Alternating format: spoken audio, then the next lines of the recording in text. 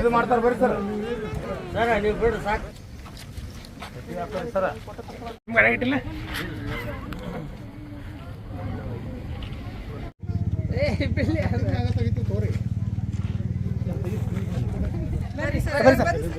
ಬರ್ತದ್ರಿ ಇದ್ರ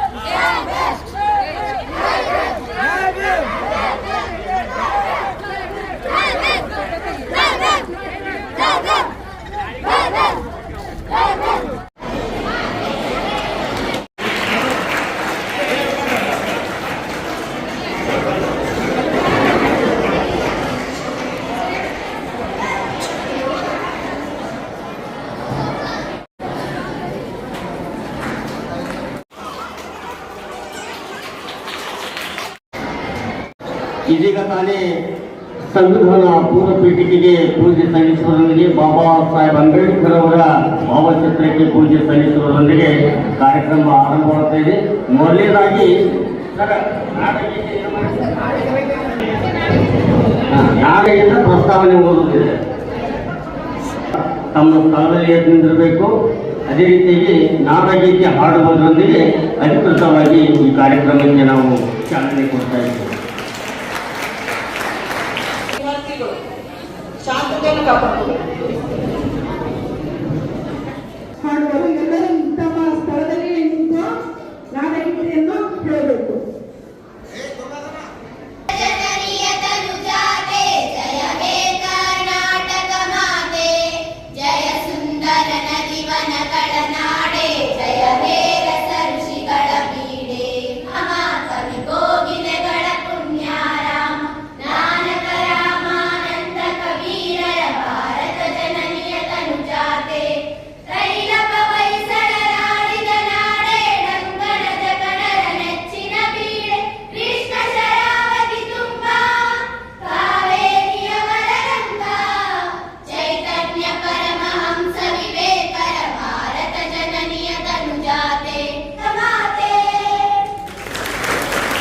ಎಲ್ಲ ಮಕ್ಕಳು ಸಾಧಾರಣ ಕೂಡಬೇಕು, ನಿಲ್ಲಬೇಕು.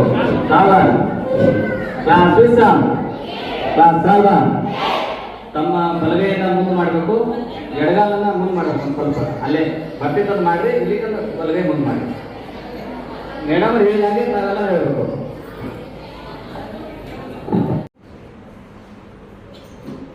ಭಾರತದ ಜನಗಳಾದ ನಾವು ಭಾರತವನ್ನು ಒಂದು ಸಾರ್ವಭೌಮ ಸಮಾಜವಾದಿ ಸರ್ವಧರ್ಮ ಸಮಭಾವದ ಪ್ರಜಾಸತ್ತಾತ್ಮಕ ಗಣರಾಜ್ಯವಾಗಿ ರಚಿಸಲು ಮತ್ತು ಅದರ ಸಮಸ್ತ ನಾಗರಿಕರಿಗೆ ಸಾಮಾಜಿಕ ಆರ್ಥಿಕ ಮತ್ತು ರಾಜಕೀಯ ನ್ಯಾಯ, ವಿಚಾರ, ಅಭಿವ್ಯಕ್ತಿ, ವಿಶ್ವಾಸ, ಧರ್ಮಶ್ರದ್ಧೆ ಮತ್ತು ಉಪಾಸನಾ ಸ್ವಾತಂತ್ರ್ಯ, ಸ್ಥಾನಮಾನ ಹಾಗೂ ಅವಕಾಶ ಸಮಾನತೆ ದೊರೆಯುವಂತೆ ಮಾಡಲು ಮತ್ತು ವ್ಯಕ್ತಿ ಗೌರವವನ್ನು, ರಾಷ್ಟ್ರದ ಏಕತೆಯನ್ನು ಹಾಗೂ ಅಖಂಡತೆಯನ್ನು ಸುನಿಶ್ಚಿತಗೊಳಿಸಿ ಅವರಲ್ಲಿ ಭಾತೃಭಾವನೆಯನ್ನು ವೃದ್ಧಿಗೊಳಿಸಲು ಶ್ರದ್ಧಾಪೂರ್ವಕ ಸಂಕಲ್ಪ ಮಾಡಿದವರಾಗಿ ನಮ್ಮ ಸಂವಿಧಾನ ಸಭೆಯಲ್ಲಿ 1949ನೇ ಇಸವಿ ನವೆಂಬರ್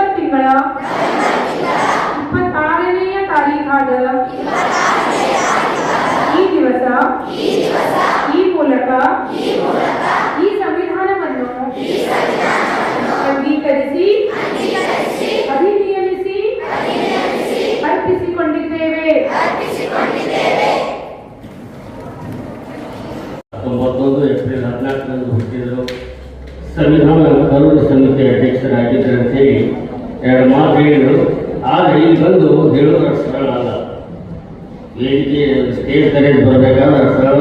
ಆದರೂ ಕೂಡ ವಿದ್ಯಾರ್ಥಿನಿ ತನ್ನ 4 ಮಾತು ಹೇಳಿದ್ದಕ್ಕಾಗಿ ತಮ್ಮೆಲ್ಲರ ಪರವಾಗಿ ಧನ್ಯವಾದಗಳು. ಅದೇ ರೀತಿಯಾಗಿ ನಮ್ಮ ಸಂವಿಧಾನವನ್ನು ಕುರಿತು ಪ್ರೇಮ ಛಾಪಾ ಎಂಬ ವಿದ್ಯಾರ್ಥಿನಿ 4 ಮಾತು ಹೇಳ್ತಾರೆ. ತಮ್ಮೆಲ್ಲರ ಪರವಾಗಿ ವಿದ್ಯಾರ್ಥಿನಿಗೆ ಸ್ವಾಗತ. Doctor B R. ಅಂಬೇಡ್ಕರ್ ಏಪ್ರಿಲ್ 14, 1851ರಲ್ಲಿ ಜನಿಸಿದರು. ತಂದೆ ರಾಮಜಿ ಸರ್ಕಾರ್, ತಾಯಿ ಭೀಮಾಬಾಯಿ. ಇವರು ಸಂವಿಧಾನದ ಕರಡು ಸಮಿತಿಯ ಅಧ್ಯಕ್ಷರಾಗಿದ್ದರು.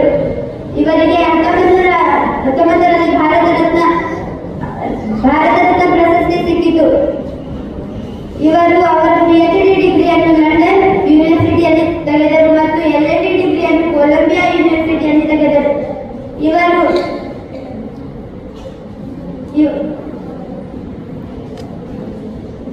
ಮೂಕನಾಯಕ ಮತ್ತು ಬಹಿಷ್ಕೃತ ಭಾರತ ಎಂಬ ಪತ್ರಿಕೆಯನ್ನು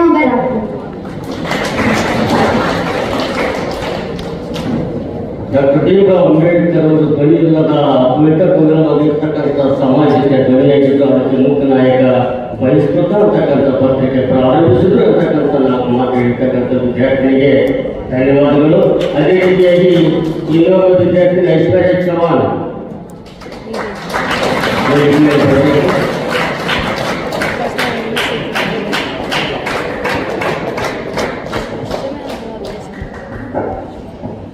Good afternoon to everyone. Honorable Chief Guest, respected principal, teachers, and all dear friends. Today, in this special occasion, we have gathered to hear the champion of the Constitution, Mr. Ambedkar. Dr. B.R. Ambedkar was a great political leader for the welfare of Dalitas, and he is a deprived sections of our society. He was born on the 14th April 1891. in Ratnagiri at Maharashtra. His father Ram Sappal and mother Bhimabai. He was a great, intelligent and brilliant in his class, but he did not get the opportunity for the entry the class. So outside of the class he studied well. After the studies he received the PhD from the prestigious London School of Economics and LLD degree from the Columbia University of America. He was achieved a lot of. He got many degrees, which are be unforgettable. At the time, the Gandhiji was political freedom. He was given the importance of the political freedom, but social freedom for the Ambedkar. He was the representative for the Indian violence. He was the great philosopher. He was a Dalita, so he suffered a lot of insults and social humiliations. He establishing and spread newspapers like Mookanayaka and Bheshpata Bharata. He achieved a lot of, and he written a constitutional lengthy, which is the biggest democracy in the world in the written formation. Lastly, he was dead on the 6th December 1956. Before the death, he converted himself as the Buddhism, and in the 1990, the government received him the Bharat Ratna Award for his achievements in the post-monthly. Totally, he was a great hero for us. His achievements a lot, which have been uncountable, and we must follow his ideas. By saying this, I am concluding my short speech on Ambedkar. Thank you, Jai Hind, Jai Bharat.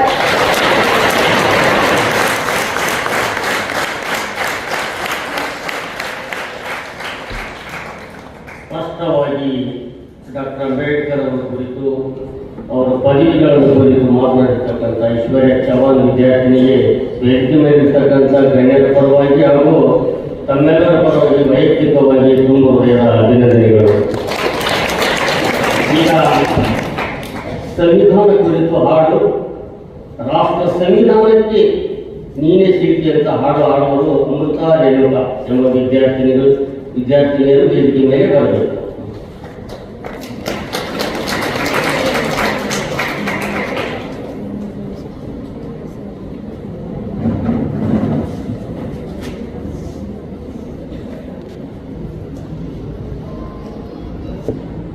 ರಾಷ್ಟ್ರ ಸಂವಿಧಾನಕ್ಕೆ ನೀನೆ ಶಿಲ್ಪಿಯು, ದಾರಿ ದೀಪವು, ನೀನೆ ಕಲಿಸಿಕೊಟ್ಟೆ ಸಮಾನತೆಯನ್ನು, ಏಕತೆಯನ್ನು. ರಾಷ್ಟ್ರ ಸಂವಿಧಾನಕ್ಕೆ ನೀನೆ ಶಿಲ್ಪಿಯು, ನೀನೆ ಕಲಿಸಿಕೊಟ್ಟೆ ಸಮಾನತೆಯನ್ನು. ನಿನ್ನಾಡೆ ಗಲ್ಲ ಬರಹ ದೇಶ ಗರ್ಜನೆ, ಒಂದು ಮಾತು ಕೂಡ ಭೀಮ ಗರ್ಜನೆ. ನಾಯಕ ನೀನು ಭೀಮರಾವ್, ಮಹಾನಾಯಕ ನೀನು ಭೀಮರಾವ್, ನಾಯಕ ನೀನು ಭೀಮರಾವ್, ಮಹಾನಾಯಕ ನೀನು ಭೀಮರಾವ್. ನೊಂದ ಜನರಿಗೆ ನೀ ದೇವರೋ, ಜಗ ಹೇಳಿದೆ ಜೈ ಭೀಮರಾವ್, ಜೈ ಭೀಮರಾವ್. Thank you.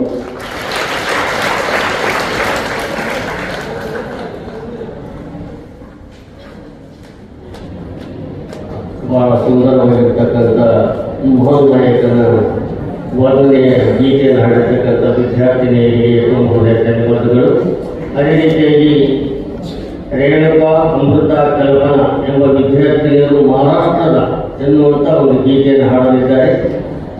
ವಿದ್ಯಾರ್ಥಿನಿಯರು ವೇದಿಕೆ ಮೇಲೆ ಬರಬೇಕು.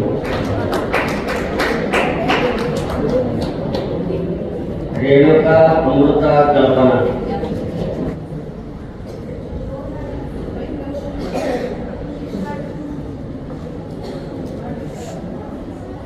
ಮಹಾರಾಷ್ಟ್ರದ ರತ್ನಗಿರಿಯ ಮೇವಾಡಿ ಗ್ರಾಮದಲ್ಲಿ ದೇವರಂತೆ ಜನಿಸಿದರು ಭೀಮಾಬಾಯಿ ಗರ್ಭದಲ್ಲಿ. ಮಹಾರಾಷ್ಟ್ರದ ರತ್ನಗಿರಿಯ ಮೇವಾಡಿ ಗ್ರಾಮದಲ್ಲಿ ದೇವರಂತೆ ಜನಿಸಿದರು ಭೀಮಾಬಾಯಿ ಗರ್ಭದಲ್ಲಿ. ಬಾಬಾ ಸಾಹೇಬರು ಕೆಚ್ಚದೆ ಮಾಶೂರರು, ಕೆಚ್ಚದೆ ಮಾಶೂರರು. Thank you. ಬಾಬಾ ಸಾಹೇಬರು ಕೆಚ್ಚದೆ ಮಹಾಶೂರರು.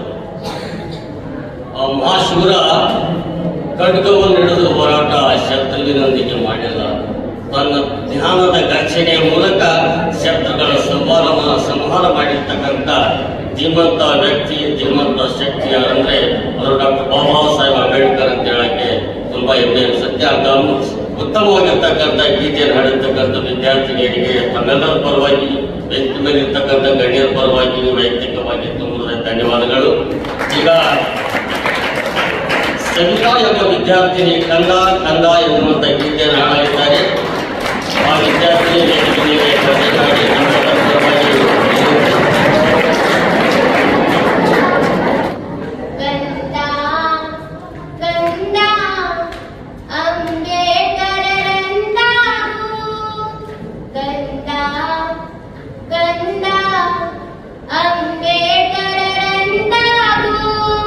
ಕರುಣಶೀಲ ಜ್ಞಾನವಂತ ಬುದ್ಧನಂತಾಗು, ನೀ ಬುದ್ಧನಂತಾಗು. ಕಂದ ಅಂಬೇಡ್ಕರರಂತಾಗು, ಕಂದ ಅಂಬೇಡ್ಕರರಂತಾಗು. ಅಸಮಾನತೆಯ ಅಮಾವಾಸ್ಯೆಗೆ ಗಣತೆ ನೀರಾಗು, ಅಸಮಾನತೆಯ ಅಮಾವಾಸ್ಯೆಗೆ ಗಣತೆ ನೀರಾಗಿ ಬುದ್ಧರಂತಾಗು. ಧನ್ಯವಾದ. ಶಾಂತಿಯ ಸಂಕೇತ, ಜ್ಞಾನದ ಸಂಕೇತ ಬುದ್ಧನಾಗು. ಇವನಾರವ ಎನ್ನದೆ ಇವನಮ್ಮವ ಎನ್ನುವ ಹಾಗೆ ಬಸವನಂತಾಗು ಎನ್ನುವ ಅದ್ಭುತ ಗೀತೆಯನ್ನು ಹಾಡಿರ್ತಕ್ಕಂಥ ವಿದ್ಯಾರ್ಥಿನಿಗೆ ತಮ್ಮೆಲ್ಲರ ಪರವಾಗಿ ಧನ್ಯವಾದಗಳು. ನನಗನ್ಸುತ್ತೆ ಡಾಕ್ಟರ್ ಸಂವಿಧಾನ ಸಾರ್ಥಕ ಆಯಿತು ಅನ್ನುವಂಥ ಮನೋಭಾವನೆ ಮೂಡುತ್ತೆ. ಯಾಕಂದರೆ ಮಹಿಳೆಯರು ಹೆಣ್ಣು ಮಕ್ಕಳು ಶಿಕ್ಷಣವಂತರಾಗಬೇಕು, ಸಮಾಜದ ಮುಖ್ಯ ವಾಹಿನಿಗೆ ಬರಬೇಕೆಂಬ ಸದಾಶಯವನ್ನು ಇಟ್ಟುಕೊಂಡೇ ಅವರು ಸಂವಿಧಾನದ ಒಂದು ಉದ್ದೇಶವನ್ನು ಮುನ್ನುಡಿಯಾಗಿ ಬರೆದಿರ್ತಕ್ಕಂಥ ವ್ಯಕ್ತಿ ಮನಶಕ್ತಿ ಯಾರಂದ್ರೆ ಅದು ಡಾಕ್ಟರ್ ಬಾಬಾ ಸಾಹೇಬ್ ಅಂಬೇಡ್ಕರ್ ಅವರು. ಅದನ್ನ ಇಲ್ಲಿಯ ಮೊರಾರ್ಜಿ ಶಾಲೆ ಮತ್ತು ವಿದ್ಯಾರ್ಥಿನಿಯರು ಸಾರ್ಥಕ ಮಾಡಿರತಕ್ಕಂಥ ಭಾವನೆ ನಾನು ನೋಡುತ್ತೆ. ನೀವು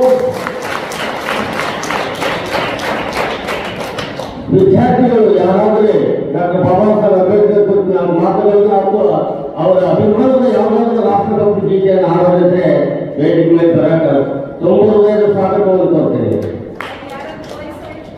ನಾವೆಲ್ಲ ಒಳಗೊಳ್ಳೋದ್ರಲ್ಲಿ ಅಂಬೇಡ್ಕರ್ ದೇವರ ಹಳ್ಳಿಯ ಅನ್ನ ಕೇವಲ ವಿದ್ಯಾರ್ಥಿಯರು ಮಾತ್ರ ಊಟ ಮಾಡಿಲ್ಲ, ನಾವುಗಳೆಲ್ಲ ಉಂಟಾ ಇದ್ದೀವಿ ಅಂಬೇಡ್ಕರ್ ದೇವರ ಹಳ್ಳಿಯ ಅನ್ನವನ್ನು. ಆ ಅನ್ನವನ್ನು ತೀರಿಸುವ ಸಾರ್ಥಕ ಮನೋಭಾವನೆ ಹಾಕಿದ್ದಾರೆ.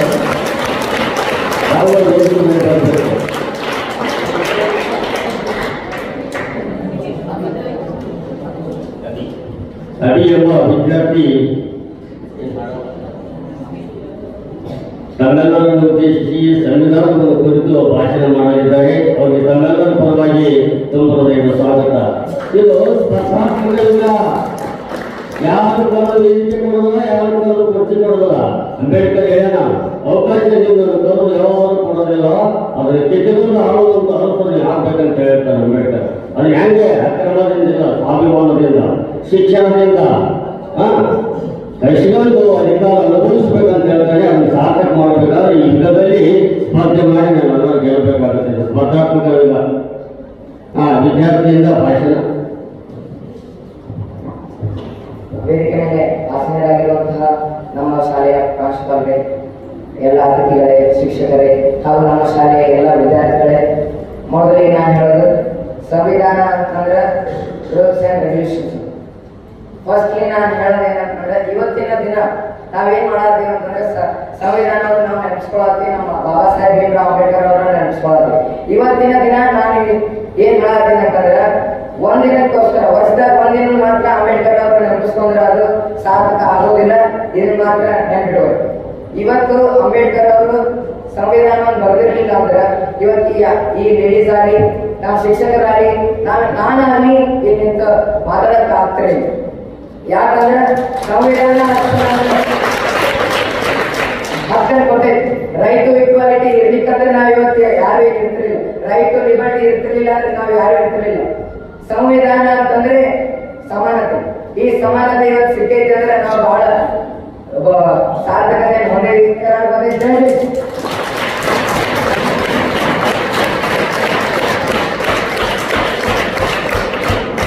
ಒಂದು ಭೀಮಗರ್ಜನೆ ಮೊಳಗಿತ್ತು. ಇನ್ನೊಂದು ಭೀಮಗರ್ಜನೆ ಯಾರಾದರೂ ಮಾಡೋದ್ರಿಂದ ವೇದಿಕೆ ಮೇಲೆ ಬರಬೇಕು. ವಿದ್ಯಾರ್ಥಿಗಳು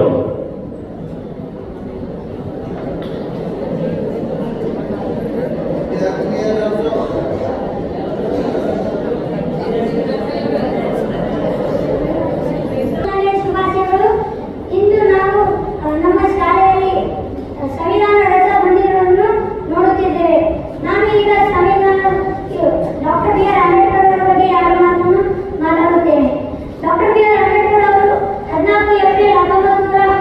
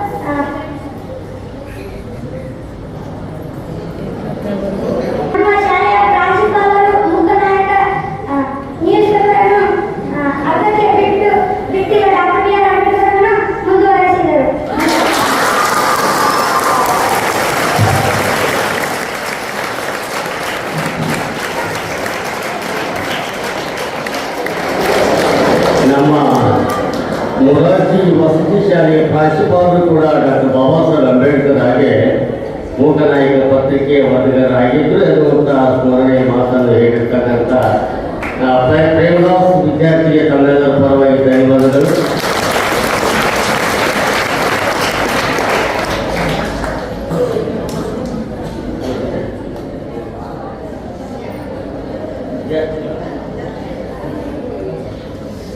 ವಸತಿ ಶಾಲೆಯ ವಿದ್ಯಾರ್ಥಿ ಮತ್ತು ವಿದ್ಯಾರ್ಥಿನಿಯರು ಈ ಒಂದು ನೃತ್ಯ ಮಾಡಲಿದ್ದಾರೆ.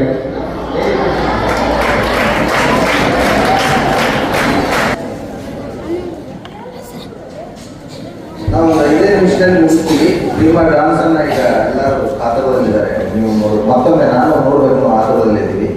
ಒಂದು 5 ನಿಮಿಷದಲ್ಲಿ ನಮ್ಮ ಮಾತುಗಳನ್ನು ಈ ಸಂವಿಧಾನ ಜಾಗೃತ ರಥಯಾತ್ರೆಯ ಒಂದು ಕೊನೆಯ ಘಟ್ಟದಲ್ಲಿ ನಮ್ಮ ವಸತಿ ಶಾಲೆಗೆ ಬಂದಿದ್ದು, ಆ ಒಂದು ಸಂವಿಧಾನ ರಥಯಾತ್ರೆಗೆ ಅದರ ಜೊತೆಯಲ್ಲಿರ್ತಕ್ಕಂಥ ಎಲ್ಲ ಅಧಿಕಾರಿಗಳಿಗೆ, ಅದರಲ್ಲೂ ನಮ್ಮ ತಾಲೂಕಾ ಸಮಾಜ ಕಲ್ಯಾಣ ಅಧಿಕಾರಿಗಳಾದಂಥ ಭವಾನಿ ಪಾಟೀಲ್ ಮೇಡಮ್ ಅವರಿಗೆ ಹಾಗೂ ಬೇಕ್ನಾಳ್ ಸರು, ಇನ್ನಿತರ ಎಲ್ಲ ನಮ್ಮ ಸಹೋದ್ಯೋಗಿ ಮಿತ್ರರು, ಸಮಾಜ ಕಲ್ಯಾಣ ಅಧಿಕಾರಿಗಳು, ನಮ್ಮ ಸಿಬ್ಬಂದಿ ವರ್ಗಗಳು ಎಲ್ಲರಿಗೂ ನೆನಪಿಸುತ್ತಾ, ಓದು ವಿದ್ಯಾರ್ಥಿನಿಯರೇ, ಬಾಬಾ ಸಾಹೇಬ್ ಅಂಬೇಡ್ಕರ್ ಅವ್ರ ಬಗ್ಗೆ ಎಷ್ಟು ಮಾತಾಡಿದ್ರು ಕಡಿಮೆ. ಅದು ಯಾಕೆ ಹಂಗಂದ್ರೆ ಅವರು ಮಾಡಿದ ಸಾಧನೆಗಳು ಲೆಕ್ಕವಿಲ್ಲದಷ್ಟು ಸಾಧನೆಗಳು. ಸಾಗರದ ನೀರನ್ನು ಅಳೆಯಲಿಕ್ಕೆ, ಆಕಾಶವನ್ನು ಅಳೆಯಲಿಕ್ಕೆ ಹೇಗೆ ಸಾಧ್ಯವಿಲ್ಲವೋ, ಅಂಬೇಡ್ಕರ್ ಅವರ ಸಾಧನೆಗಳನ್ನು, ಅವರು ಮಾಡಿದ ಕೆಲಸ ಕಾರ್ಯಗಳನ್ನು, ಅವರು ಪಟ್ಟ ಶ್ರಮವನ್ನು ಅಳತೆಗೋಲಾಗಿ ಪರಿಗಣಿಸಲಿಕ್ಕೆ ಸಾಧ್ಯವಿಲ್ಲ. ಅವರು ಹಲವಾರು ಎಲ್ಲ ಕ್ಷೇತ್ರಗಳಲ್ಲಿ ದುಡಿದು, ಶಿಕ್ಷಣ ಕ್ಷೇತ್ರ, ಆಮೇಲೆ ಅರ್ಥಶಾಸ್ತ್ರಜ್ಞರಾದರು, ಪತ್ರಿಕೋದ್ಯಮಿಗಳಾದರು, ಆಮೇಲೆ ರಾಜಕೀಯ ತಜ್ಞರಾದರು, ಆಮೇಲೆ ಸಾಮಾಜಿಕ ಚಿಕಿತ್ಸಕರಾದರು. ಎಲ್ಲ ಕ್ಷೇತ್ರಗಳಲ್ಲಿಯೂ ಅವರು ಮಾಡಿದಂಥ ಸಾಧನೆ ಸಾಕಷ್ಟು ಇದೆ. ಅದರಲ್ಲಿ ಅವರು ವಿದ್ಯಾರ್ಥಿ ಜೀವನ, ನೀವು ವಿದ್ಯಾರ್ಥಿಗಳಾಗಿರೋದ್ರಿಂದ ವಿದ್ಯಾರ್ಥಿಗಳ ಜೀವನದ ಬಗ್ಗೆ ಸ್ವಲ್ಪ ಮಾತುಗಳನ್ನು ಹೇಳಲಿಕ್ಕೆ ಇಷ್ಟಪಡ್ತೇನೆ. 1-2 ಮಾತುಗಳಲ್ಲಿ ಅವರು ಈಗ ಯಾರೋ ಮಾತಾಡ್ತಾ ಇದ್ದೀರಿ, ನೀವು ಒಂದು ಸ್ವಲ್ಪ ಹೇಳಿದ್ರು ನಾವು ವೇದಿಕೆಗೆ ಅನೌನ್ಸ್ ಮಾಡ್ತೀವಿ ಅವ್ರ ಹೆಸರು. ಕಂಪಲ್ಸರಿ ಬಂದು ಮಾತಾಡೋದು. ನೀವು ಮಾತಾಡಿದ್ರೆ ನಾ ಅಲ್ಲಿ ಕೂತು ಕೇಳ್ತೇನೆ, ನಾ ಮಾತಾಡಿದ್ರೆ ನೀವು ಕೇಳೋದು, 2 ರೌಂಡ್ ಮಾಡೋದು. ರೈಟಾ? ಬಾಬಾ ಸಾಹೇಬ್ ಅಂಬೇಡ್ಕರ್ ಅವರು ವಿದ್ಯಾರ್ಥಿ ಜೀವನ ಹೇಗಿತ್ತು ಅಂದ್ರೆ, ಒಂದೇ 2-3 ವಾಕ್ಯದಲ್ಲಿ ಹೇಳೋದಾದ್ರೆ, ಅವರು ಲಂಡನ್ ವಿಶ್ವವಿದ್ಯಾಲಯದಲ್ಲಿ ಅವರು ಸಯಾಜಿರಾವ್ ಗಾಯಕ್ವಾಡ್ ಅಂತಕ್ಕಂಥ ಮಹಾರಾಜರ ಒಂದು ಸ್ಕಾಲರ್ಶಿಪ್ ಅನ್ನು ತೆಗೆದುಕೊಂಡು ಅಲ್ಲಿ ಅಷ್ಟೇ ದುಡ್ಡಿನಲ್ಲಿ ಸ್ವಲ್ಪ ಬ್ರೆಡ್ ಬಿಸ್ಕಿಟು ತಿಂದು ಓದ್ತಾ ಇರಬೇಕಾದ್ರೆ ಗ್ರಂಥಾಲಯ ಕದ ಹಾಕಿದ್ದೇ ಗೊತ್ತಾಗ್ತಿರ್ಲಿಲ್ಲ ಅವ್ರಿಗೆ. ಗ್ರಂಥಾಲಯ ಎಷ್ಟೋ ಸಾರಿ ಆ ಗ್ರಂಥಾಲಯ ವಾಚ್ಮನ್ ಕೀಲಿ ಹಾಕೊಂಡು ಓದೋದುಂಟು, ಒಳಗಡೆನೆ ಬಾಬಾ ಸಾಹೇಬ್ ಅಂಬೇಡ್ಕರ್ ಅವರು ರಾತ್ರಿ ಎಲ್ಲ ಓದಿದ್ದುಂಟು. ಮುಂದೆ ಅದಂಗೆ ಅಭ್ಯಾಸ ಆಗೋದಂದ್ರೆ, ಬಾಬಾ ಸಾಹೇಬ್ರೆ ನೀವು ಓದ್ತೀರಾ, ನಾವು ಹೋಗ್ತೀವಿ, ಬೆಳಗ್ಗೆ ಬರ್ತೀವಿ, ಅಥವಾ ಚಾವಿ ಕೊಟ್ಟು ಹೋಗ್ಲಾ ಅನ್ನುವಷ್ಟರ ಮಟ್ಟಿಗೆ ಆ ಗ್ರಂಥಾಲಯವನ್ನು ಅವರು ಉಪಯೋಗಿಸ್ಕೊಂಡ್ರು. ಮುಂದೆ ಅಂದ್ರೆ ರಾತ್ರಿ ಹಗಲಿ ಎಲ್ಲ ಅವರು ತಮ್ಮ ನಿದ್ದೆ, ಸುಖ, ಶಾಂತಿ, ಎಷ್ಟೋ ನಿದ್ದೆಗಳನ್ನ, ಎಷ್ಟೋ ರಾತ್ರಿಗಳನ್ನ ನಿದ್ದೆ ಇಲ್ಲದಂತ ಕಳೆದು ಅವರ ಸುಖ, ಅವರ ಒಂದು ಕುಟುಂಬದ ಸುಖಕ್ಕಾಗಿ, ಅವರ ಒಂದು ಬಂಧು ಬಳಗಕ್ಕಾಗಿ ಅಲ್ಲ, ಇಡೀ ರಾಷ್ಟ್ರದ, ಇಡೀ ಜಗತ್ತಿನ ವಂಚಿತರ, ಆಮೇಲೆ ಅನ್ಯಾಯಕ್ಕೊಳಗಾದಂಥ ಜನರ ಒಂದು ನ್ಯಾಯಕ್ಕಾಗಿ, ಅವರ ಸಮಾನತೆಗಾಗಿ, ಅವರಿಗೆ ಬದುಕುವ ಹಕ್ಕಿಗಾಗಿ ಅವರು ಅಷ್ಟೊಂದು ಅಭ್ಯಾಸವನ್ನು ಮಾಡಬೇಕಾಗಿ ಬಂತು, ಅಷ್ಟೊಂದು ಅಭ್ಯಾಸವನ್ನು ಮಾಡಿದರು. ಇವತ್ತು ನಾವು 1 ತಾಸು, ಅರ್ಧ ತಾಸು ಓದಬೇಕಾದ್ರೆ ಶ್ರಮ ಪಡ್ತಾ ಇದ್ದೀವಿ. ಸುಮ್ಮನೆ ಅದನ್ನ ಬಾಬಾ ಸಾಹೇಬ್ ಅಂಬೇಡ್ಕರ್ ಅವರು ಮೂರ್ತಿ ಗಲ್ಲಿಗೂ ಮನೆಗೂ ಅಲ್ಲಿ ನೋಡು, ಗೋಡೆ ಮೇಲೆ, ಎಲ್ಲ ಶಾಲೆಗಳಲ್ಲಿ, ಕಚೇರಿಗಳಲ್ಲಿ, ಪ್ರಧಾನಮಂತ್ರಿ ಕಾರ್ಯಾಲಯದಲ್ಲಿ, ರಾಷ್ಟ್ರಪತಿ ಕಾರ್ಯಾಲಯದಲ್ಲಿ, ವಿಧಾನಸೌಧದಲ್ಲಿ, ವಿಧಾನ ಪರಿಷತ್ನಲ್ಲಿ, ಪಾರ್ಲಿಮೆಂಟ್ನಲ್ಲಿ, ಕಚೇರಿ, ನಾಡ ಕಚೇರಿ, ಪ್ರತಿ ಒಂದರಲ್ಲೂ ಬಾಬಾ ಸಾಹೇಬ್ ಅಂಬೇಡ್ಕರ್ ಫೋಟೋ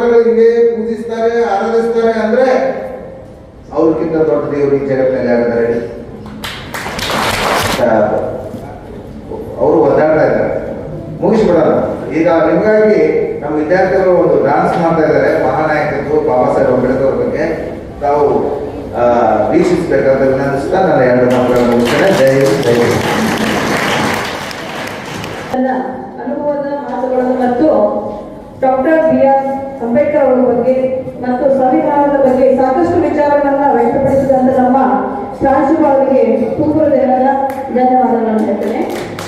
ಸಂವಿಧಾನದ ಮಹತ್ವ ಮತ್ತು ಮೌಲ್ಯಗಳ ಕುರಿತು ಜಾಗೃತಿ ಮೂಡಿಸುವುದು ಮತ್ತು ರಾಷ್ಟ್ರೀಯ ಐಕ್ಯತೆಯನ್ನು ಎತ್ತಿ ಹಿಡಿಯುವ ಉದ್ದೇಶದಿಂದ ನಮ್ಮ ಕರ್ನಾಟಕ ಸರ್ಕಾರ ಈ ಒಂದು ಸಂವಿಧಾನ ಜಾಗೃತಿ ಜಾಥಾವನ್ನ ಹಮ್ಮಿಕೊಂಡಿದ್ದು ಇದು ತುಂಬಾ ಸಂತಸದ ಒಂದು ವಿಷಯ ಮತ್ತು ಇದು ತುಂಬಾ ವಿಜೃಂಭಣೆಯಿಂದ ಎಲ್ಲಾ ಜಿಲ್ಲೆಗಳಲ್ಲಿ ಯಶಸ್ವಿಗೊಂಡಿದ್ದು ಕೂಡ ಇದು ಒಂದು ನಮಗೆ ಬಹಳ ಖುಷಿದಾಯಕವಾದಂಥದ್ದು. ಮತ್ತೆ ಇನ್ನೊಂದು ಮಾತು ಹೇಳ್ತೀನಿ, ಎಲ್ಲ ಧರ್ಮ ಗ್ರಂಥಗಳು ಆಯಾ ಧರ್ಮೀಯರು ಹೇಗೆ ಬಾಳಬೇಕು ಅಂತ ಹೇಳುತ್ತೆ, ಆದರೆ ಎಲ್ಲ ಧರ್ಮೀಯರು ಹೇಗೆ ಬಾಳಬೇಕು ಎಂಬುದನ್ನು ನಮ್ಮ ಸಂವಿಧಾನ ಮಾತ್ರ ಹೇಳುತ್ತದೆ ಎಂಬ ಮಾತಿದೆ. ಇದು 100ಕ್ಕೆ 100ರಷ್ಟು ಸತ್ಯ ಇದೆ ಅಂತ ಹೇಳ್ತೀನಿ. ನಮ್ಮ ಸಂವಿಧಾನ ನಮ್ಮ ಹೆಮ್ಮೆ ಅಂತ ತುಂಬಾ ಪ್ರೌಡ್ ಆಗಿ ಇದನ್ನ ನಾವು ಹೇಳಬಹುದು. ಈಗ ನಮ್ಮ ಕೊನೆಯದಾಗಿ ಒಂದು ಕಾರ್ಯಕ್ರಮ ನಮ್ಮ ಶಾಲಾ ವಿದ್ಯಾರ್ಥಿಗಳಿಂದ ಸಂವಿಧಾನದ ಕುರಿತು ಒಂದು ನೃತ್ಯ ಇದೆ, ಅದನ್ನು ಎಲ್ಲರೂ ವೀಕ್ಷಿಸಿ ಆನಂದಿಸಬೇಕಂತೇಳಿ ಎಲ್ಲ ಗಣ್ಯರಿಗೂ ಮತ್ತೊಮ್ಮೆ ಧನ್ಯವಾದಗಳನ್ನು ಹೇಳ್ತಾ ಅದನ್ನ ವೀಕ್ಷಿಸಲು ವಿನಂತಿಸಿಕೊಳ್ತೇವೆ. ಧನ್ಯವಾದಗಳು.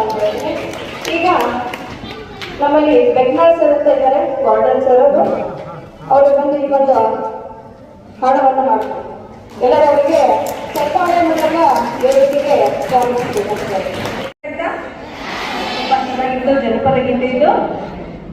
ಹೆಣ್ಣು ಮಕ್ಕಳು ಹುಟ್ಟಿದರೆ ತಂದೆ ತಾಯಿಗೆ ಕಷ್ಟ ಅಂತ ಈ ಹಾಡಿದ ಅರ್ಥ. ಹೌದಾ? ಕಷ್ಟನ ಅದು ನಮ್ಮ ಕೈಯಲ್ಲಿ ಇದೆ. ನಾವು ಕಷ್ಟ ತರಿಸ್ತೇವೋ ಅಥವಾ ಅವರಿಗೆ ಹೆಮ್ಮೆ ತರಿಸ್ತೇವೆ ಅನ್ನೋದು ನಮ್ಮ ಸ್ತ್ರೀಯರ ಕೈಯಲ್ಲಿ ಅಥವಾ ನಮ್ಮ ಹೆಣ್ಣು ಮಕ್ಕಳ ಕೈಯಲ್ಲಿ ಇದೆ ಅಂತ ಹೇಳ್ತಾರೆ. ಚೀತಾ, ವರದಕ್ಷಿಣೆ ಎನ್ನುವ ಬಿಡುಗು ನಮ್ಮ ಸಮಾಜದಿಂದ ಯಾವಾಗ ಹೋಗುತ್ತೆ ಅಲ್ಲ ಅವಾಗ ತಂದೆ ತಾಯಿಗಳು ಕಣ್ಣೀರಿಗೆ ಎಂದೂ ಹಾಕೋದಿಲ್ಲ ಅಂತ ನನಗೆ ಗ್ಯಾರಂಟಿ ಇದೆ.